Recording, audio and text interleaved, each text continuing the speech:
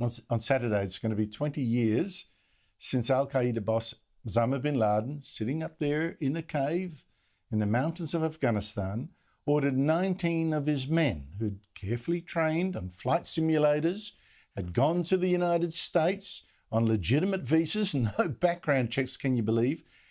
He ordered them to get on board 4 passenger jets in the US and crash them into the Twin Towers of the World Trade Center in New York, as well as into the Pentagon. The 4th plane crashed into a field after the passengers bravely fought back. 3,000 people died in that terrible attack, and the nation was scarred. The US also lashed back. It invaded Afghanistan to wipe out Al-Qaeda and destroy the Taliban regime that had protected it. Now, the world changed that day. The war on Islamist terrorism has since preoccupied the West for 2 decades. I spoke a short while ago to a man who was at the Willard Hotel in Washington, which actually is right next to the White House, when those planes struck. That man was our Prime Minister, John Howard, visiting the President, and I asked him how he first realised that day what was going on. Well, it was after I'd had my morning walk. I had a quick chat with Tony O'Leary, my press secretary, about an upcoming news conference. And at the end of that chat, he said to me, "Oh, by the way, boss, a plane's hit one of the towers of the World Trade Center." I said, "Gee, that's a terrible accident." He said, "Yeah."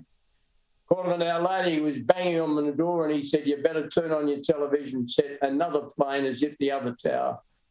We knew then it was no accident. Well, you must have also been wondering where the next plane might land. In fact, the one hit the Pentagon after that. And it was while I was having the news conference, about probably 10 minutes later or something, a quarter of an hour later, the 3rd plane hit the Pentagon. And after the news conference was over, we pushed up the blinds and you could see the smoke rising. And the first thing I thought of then was, where was my wife Jeanette and my son Tim? Elder son Tim at that time was working with a bank in London, and he'd come over to see us in Washington. And he and Jeanette had gone out sightseeing, and I knew they wanted to see the Robert E. Lee Memorial, which is near the Pentagon. It's on the other side of the Potomac River. And but I was quickly assured that they'd been located and they were okay. And then we were all bundled off to a bunker under the Australian Embassy. I remember the head of my American security detail, George Edwards, a great fellow. He said, "You're out of here." And I said, "What do you mean?" He said, "I haven't lost anybody yet and I don't intend to start today." So he said, "You've got to get out of this hotel room and come somewhere else." And they took us by a circuitous route to this bunker. It was there that a whole lot of people were gathering. The American ambassador to Australia, Tom Schiefer, our ambassador in America, a whole group of Australian businessmen. And it was there I shot off a message to the president. I couldn't get hold of him. Nobody could.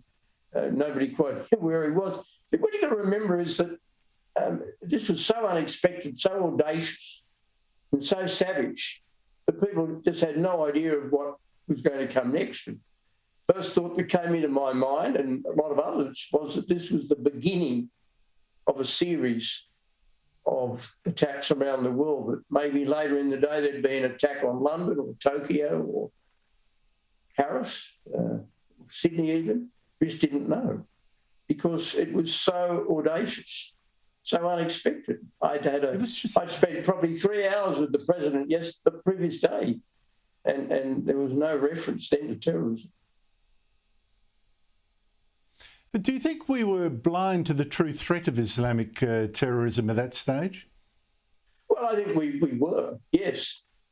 I mean, it's very easy now to go back and say, well, we should have taken more notice of that sign or this reaction, or the way we treated warning signals was deficient, do all of that.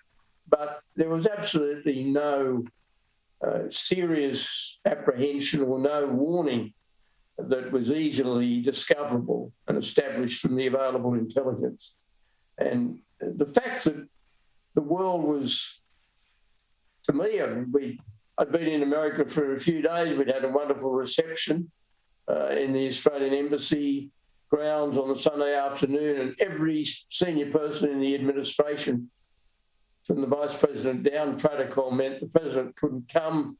Everybody else was there, and it was wonderful. And then I spent some 3 hours doing different things with the President the following day, and then I went out to the Pentagon in the afternoon and met Ronald Rumsfeld again. I liked it. Rumsfeld, an interesting man, controversial but interesting. But I mention these things, and they may sound trivial, but they're not really, because what they serve to underline was that nobody expected this to happen. And that's just extraordinary. And the world, though, has now changed so much. And I'm just wondering, the threats, as you say, they come out of a clear blue sky. They come from where you were not looking quite often. How do you think the world is now, 20 years on? Are we safer now? Are we not so safe? Or do you expect the next attack to be like the last, to come out of a clear blue sky from a quarter that we weren't expecting? Well, look, I think the answer to that, honestly, is I don't know. I don't think anybody knows. I think we are safer in the sense that we now understand that probably the best antidote to terrorism, the best preventive measure, is timely intelligence. That is really so important. But we still have a threat from Islamist terrorism, of course. And there have been incidents that perverted idea of the world has produced. But there could be other groups that are assembling a capacity to have a go. I think all we can do is to take reasonable precautions consistent with preserving our liberties and not becoming paranoid about what may or may not happen. But I think the world is better prepared for the sort of attack that eventuated 20 years ago, but there may be some other kind of attack that we haven't thought of and which could be brewing. I just don't know. And I think anybody who definitely asserts this or that in relation to risk is kidding themselves.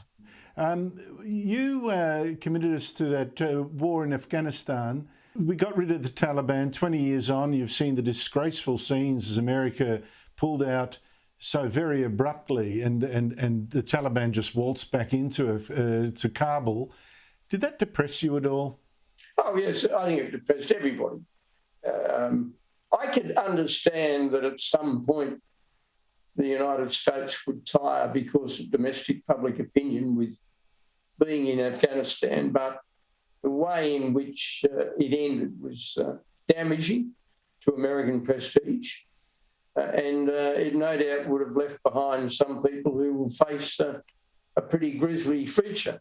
Although it has to be said, in contrast, the capacity of a nation to move 123,000 people under extremely difficult conditions out of Afghanistan in a very short period of time is quite remarkable. So there's a paradox. On one hand, the circumstances surrounding the end were chaotic, even shambolic, yet the actual physical evacuation of people was an extraordinary tribute to America's capacity to move men and materials when they need to. Yeah, unfortunately, there's probably 120,000 people that represents a tremendous brain drain from Afghanistan itself, which is a well, it does. But if you were, a well-educated woman who was hoping to have a future, and you see the Taliban returning to Afghanistan, you can understand why you want to leave.